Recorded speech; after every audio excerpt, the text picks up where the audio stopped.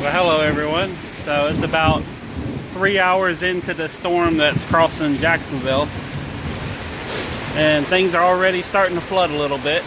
And as you can hear, the lightning and thunder is getting pretty crazy. So it's not real bad, but we'll see what happens. So I just been working inside all day today. I'll be posting another video about some of the things I'm doing. But yeah.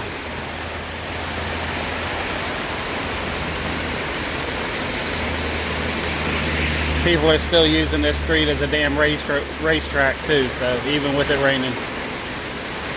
Peace, love, money. I'm out.